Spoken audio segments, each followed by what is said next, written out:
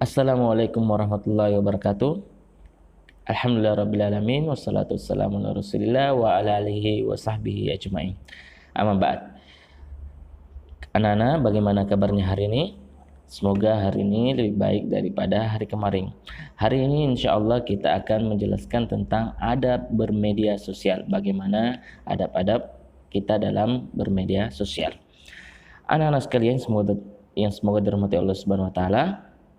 Salah satu nikmat yang Allah berikan kepada kita adalah sarana komunikasi yang semakin canggih dan memudahkan kita.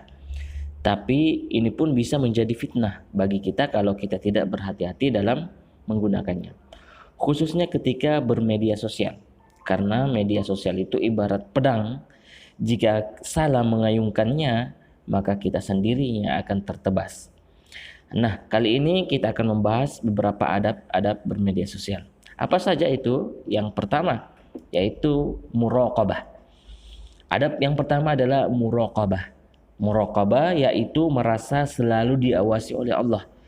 Apapun yang kita perbuat ketika bermedia sosial, apa yang kita posting, apa yang kita nonton, apa yang kita baca, maka ketahuilah selalu bahwa semua itu diketahui oleh Allah yang Maha Tahu. Meski ketika kita bersendirian dalam kamar kita dan tak ada orang yang melihat kita, yakinlah kita selalu diawasi oleh Allah Subhanahu wa taala. Ketika kita memiliki sifat muraqabah, merasa diawasi Allah, maka pastilah kita takut melanggar batasan-batasan yang telah ditetapkan agama kita dalam menggunakan media sosial. Allah Subhanahu wa taala berfirman dalam surah Al-Ahzab ayat 54, Allah berfirman, jika kamu menampakkan sesuatu atau menyembunyikannya, maka sesungguhnya Allah Maha mengetahui segala sesuatu. Ingat bahwa Allah akan meminta pertanggungjawaban atas setiap apa yang kita lakukan. Meskipun seberat dzarrah, setiap kalimat, foto, video yang kita lihat akan dipertanyakan kelak di akhirat. Allah Subhanahu wa taala berfirman, maka barang siapa mengerjakan kebaikan seberat dzarrah, faman ya'mal mithqala dzarratin khairan yarah, niscaya dia akan melihat balasannya. Begitu pula juga keburukan, waman ya'mal mithqala dzarratin syarran yarah, ya, barang siapa yang melakukan kejahatan, mengerjakan kejahatan seberat dzarrah, niscaya dia akan melihatnya. Maka ingatlah bahwa ada Allah Subhanahu wa taala yang selalu mengawasi kita. Ada malaikat yang selalu mencatat perbuatan yang kita kerjakan. Adab yang kedua yaitu mengambil manfaat. Adab yang kedua adalah mengambil manfaat dari media sosial. Jika media sosial bermanfaat bagi kehidupan kita, maka tidak mengapa kita mengambil manfaat darinya. Namun jika media sosial justru membawa lebih banyak kerugian daripada manfaatnya, maka adab kita sebagai seorang muslim tentu menghentikan semua aktivitas kita di dalam media sosial. Tinggalkanlah semua yang tidak bermanfaat, ya, baik berupa video, percakapan atau tulisan, karena Rasulullah SAW bersabda, min husni islamil mar'i tarkuhu ma la ya'nihi.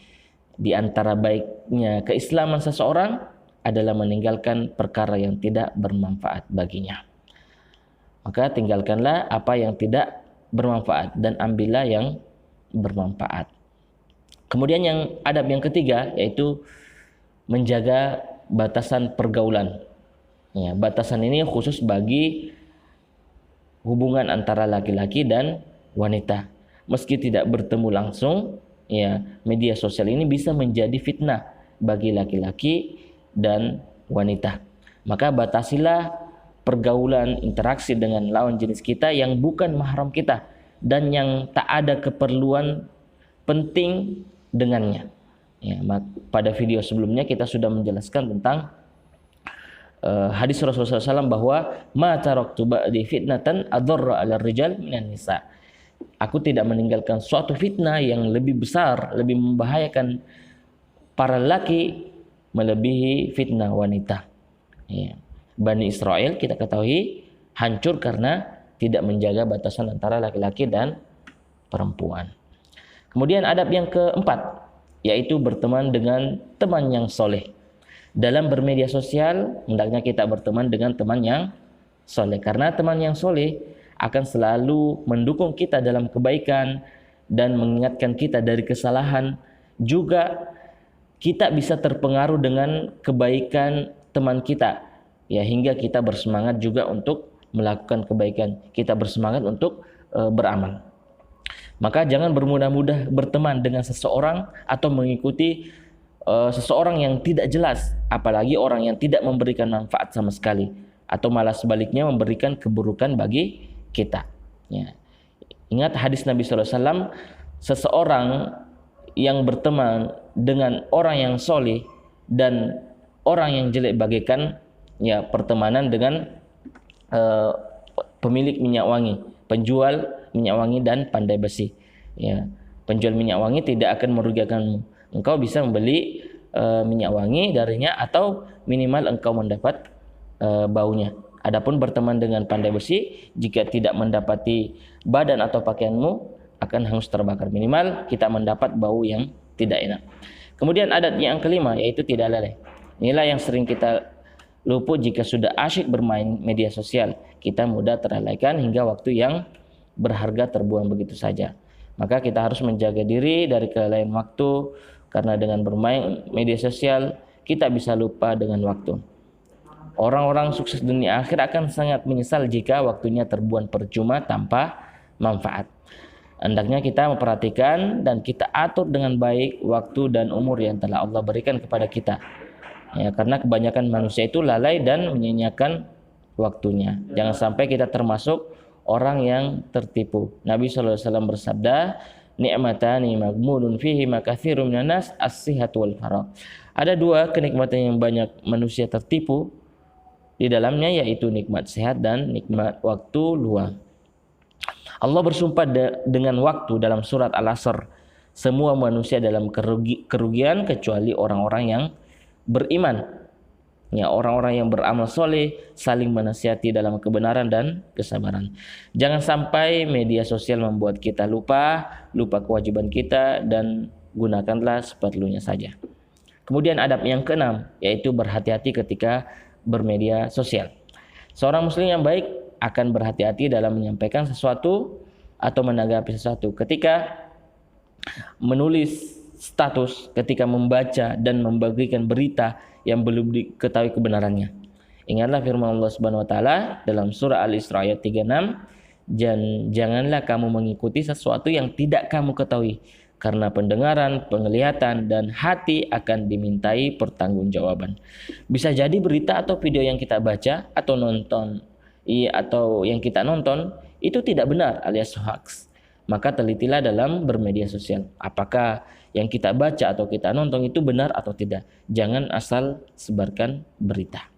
Kemudian yang terakhir adalah berhati-hati ketika mengupload foto.